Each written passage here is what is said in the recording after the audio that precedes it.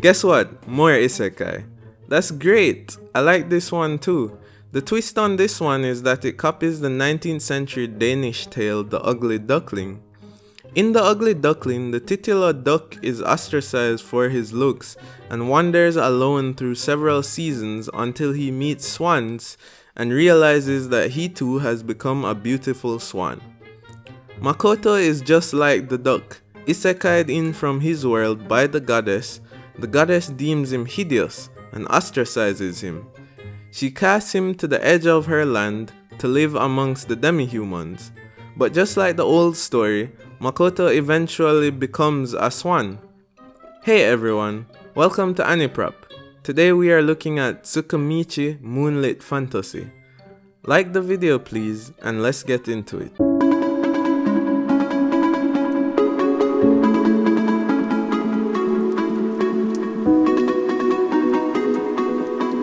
This anime has a slow and steady appeal to it, which I think comes from the director Shinji Ishihiro, who previously oversaw both seasons of Log Horizon. The plot is moved in such a way that we can see the logical connections between each action and occurrence, so even when it progresses at lightning speed, it still feels steady. The original writer Kei Azumi is a novice in the anime space, but the adaptation of his work seems capable of sustaining interest. Tsukimichi was Nippon TV's best grossing show for the period it aired, and it has already been renewed for a second season.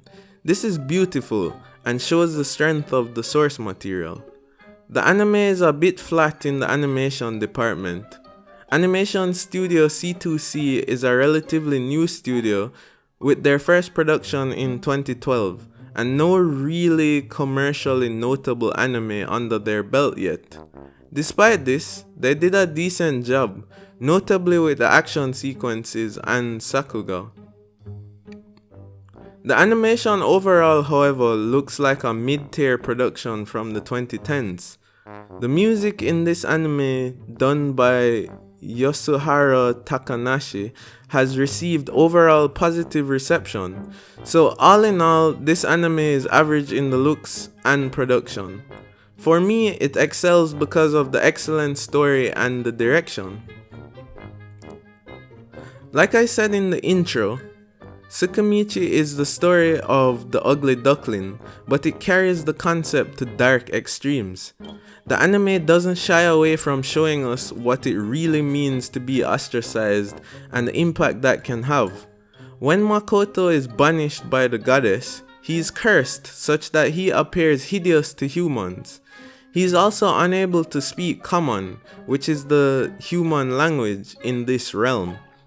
He overcomes these hurdles by wearing enchanted artifacts to change his appearance and magic to create some form of understandable sign language.